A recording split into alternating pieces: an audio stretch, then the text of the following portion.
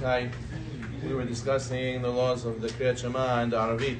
Now the Gemara Masechet Brachot Daf Dalet tells us that even though a person says the evening Shema at the right time of Tzet Kochavim, at the emergence of the 3 stars, he still has an obligation to say Shema a 3rd time every single day before he goes to sleep. This, the Gemara says, is called Kriyat Shema al Amita.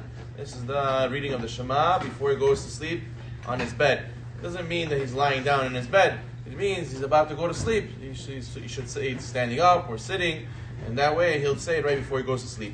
The Gemara explains that this is supposed to be as a protection for his body and his neshama as he about to go to the journey to Shamayim, and also to make sure that he utilizes the nighttime not for averot, but rather for mitzvot.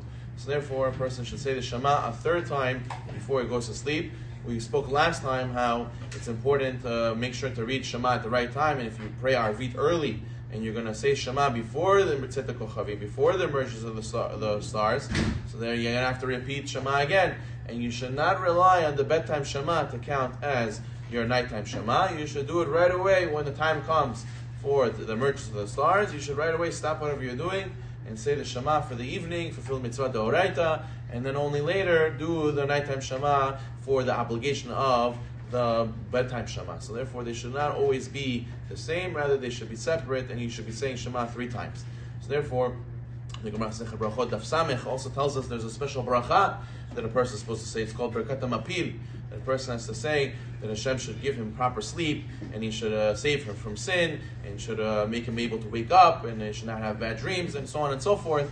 The Gemara says it's a bracha that you say God's name. It's in the Sidur. If you flip to any Sidur after the Arvit, you're going to see, it says over there, Siriyat Omer. It's going to say also Kriyat Shema al Amita. You should be familiar with this part of the Sidur, and you should have a Sidur at home next to your bed to be able to say this Shema before you go to sleep with the bracha. There's a bracha you say.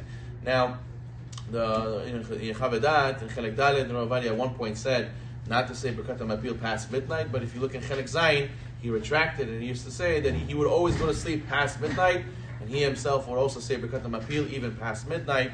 And also there are many poskim saying that you're not supposed to talk after you say Birkat HaMapil, because you're supposed to say Birkat HaMapil, say Shema, and go to sleep right away. And if you talk, and it's considered interruption.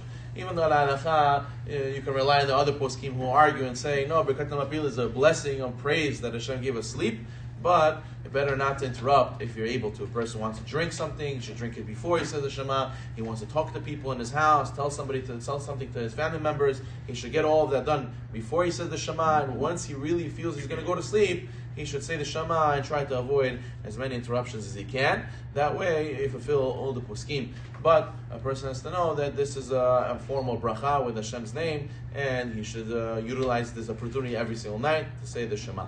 It's very important.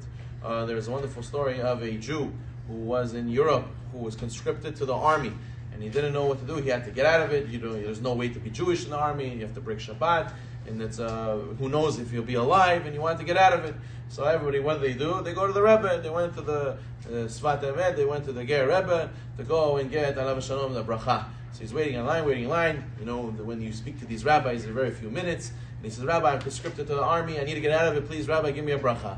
And he says, no problem, take this. He gave him a little pamphlet, a little booklet, and he said, you should go in peace. Everything's going to be okay. He said, what, who, when, where? He just took the book. They already pushed him. The Gabbaim pushed him to the next in line. So he didn't know what to do. He saw that the rabbi gave him a little pamphlet about the laws of Brit Milah and how to do Brit Milah. So it ended up being, he got training to be a medic in the army. And after, already in just the first week in the army, after he got his training, he finally got to the base, and he's going in the real combat, in the real grounds. He gets called by the captain to his office, and he calls him. He says, "You're a Jew, right?" He puts him in his office, and he looks at him very scarily. He says, "You're a Jew, right?" He says, "Yes." He says, "You keep Shabbat, right? I can't break Shabbat in the army." He says, "No, I cannot." He says, "You keep kosher, right?" And he says, "Yes." And he sees that this guy is very angry, and he's scared. Maybe if he says yes to another answer, maybe he's going to kill him. Who knows what he's going to do to him? So he says, even if somebody puts a gun to your head, he takes out a gun, puts a gun to you, he says, "You'll never go against your religion, right?" And he goes and he says, "No, I will not." And he thought he was mamash going to die. And this captain tells him, "Very good, sit down." He said, "What happened?" He says, "I'm also Jewish, and I was looking for a Jew. And I want not just any Jew. I want a very, very religious Jew. And I saw you pass all the questions. And I want someone to do a Brit Milah for my son. You're a doctor, you could do a Brit Milah for my son. So it ended up being that the rabbi gave him this pamphlet, and he learned all the laws of Brit Milah. The rabbi knew he was going to be in this situation. Ended up being, he traded him. He said, I'll do the Brit Milah, you send me home. He says, no problem. He did a Brit Milah for him, and he sent him home. And what? This is the koach of the Chachamim. This is the koach of the brachot of the Chachamim. First has to know, the Chachamim, they see very much farther than we do. We have to realize they are our eyes. We should look for their advice. Baruch